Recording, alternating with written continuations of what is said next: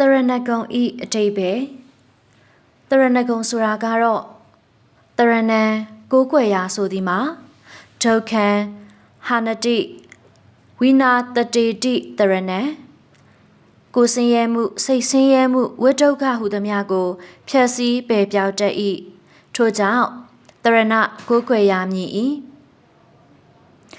ပရိကိလေတံဟာနတိဝိနာတတေတိတရဏံကိုညင်နွမ်းနှုတ်ညင်နွမ်းစိတ်ညင်နွမ်းခြင်းကိုဖြည့်ဆည်းပယ်ဖြောက်တတ်၏ထို့ကြောင့်တရဏကိုးကွယ်ရာမည်၏တဏ္ဍာတံ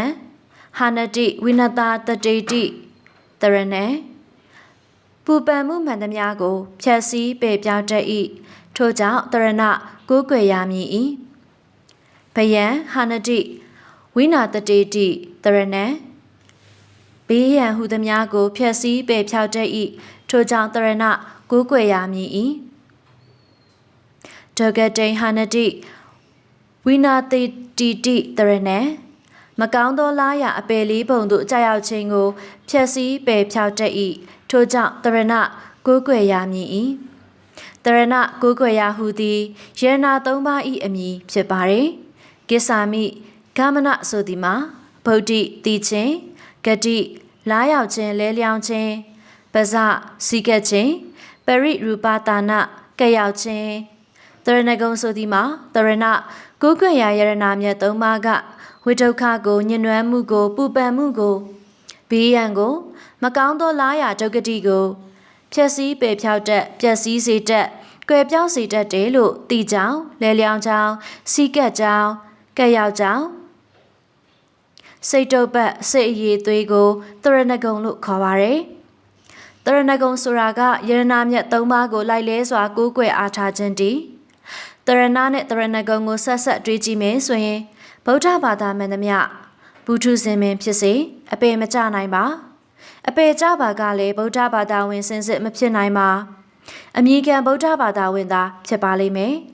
အကြောင်းမှာယရဏမြတ်သုံးပါးဟာအောက်ထစ်ဆုံးအဖြစ်အပေဘေးကိုဖြည့်ဆည်းပယ်ဖြောက်တတ်သောကြောင့်တည်းတန်ဖိုးသီးမှတန်ဖိုးထားနိုင်မှာဖြစ်ပါတယ်အလေးမြတ်ပြုနိုင်မယ်အလေးမြတ်ပြုနိုင်ရင်ယရဏမြတ်သုံးပါးကဖြည့်ဆည်းပယ်ဖြောက်ပေးတတ်တဲ့ပယ်လေးပါးကြခြင်းစသောအကျိုး၅ပါးကိုဤကံရမှာဖြစ်ပါတယ်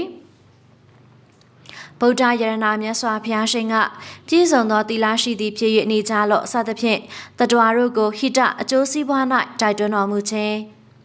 ပါဏာတိပါဒအကျိုးသည်တမလွန်ဘဝ၌ဆိုဝါလာ၏ဤသို့စသဖြင့်တတ္တဝါတို့ကိုအာဟိတအကျိုးမဲ့မှဆုံးနစ်စေတော်မူခြင်းအပြင်တတ္တဝါတို့ရဲ့ဝိဘေးစသည်ကိုဖြတ်တော်မူရာရောက်ပါれကောင်းသောအကြောင်းကိုဖြစ်စေ၍မကောင်းသောအကြောင်းကိုမဖြစ်စေလျင်ဝိဒုက္ခအစသည်ကိုမဖြစ်စေရရောက်တယ်ဓမ္မယရဏ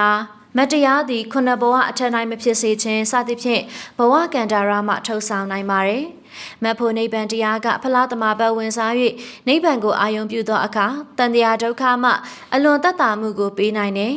ပရိယတ်တရားလေးကြားနာ၍နေရလျင်ပင်စိတ်ကြည်လင်ချမ်းသာတယ်တရားတိုင်းကျင့်လျင်စင်စစ်ချမ်းသာတယ်ဤနည်းဖြင့်အတ္တတတ္တရာကိုပေးပါれတန်ဃာယရဏအရိယာတန်ဃာတော်သည်အနုတ္တရပုညခိတေတအမျက်ဆုံးကောင်းမှုလည်းညီဖြစ်ရကတန်ခါအပေါ်၌အနေငယ်သောဒါနမှုယုတ်သိမှုစသောကောင်းမှုကိုပြုလျင်ကြီးကျယ်သောအကျိုးကိုပေးနိုင်တယ်။ဤသို့အပြင်ယရဏမြတ်သုံးပါးလုံးပင်တတ္တဝါတို့ရဲ့ဝိဒုက္ခစသည်ကိုပယ်ဖြောက်တော်မူနိုင်ကြတာဖြစ်ပါရဲ့ရှင်။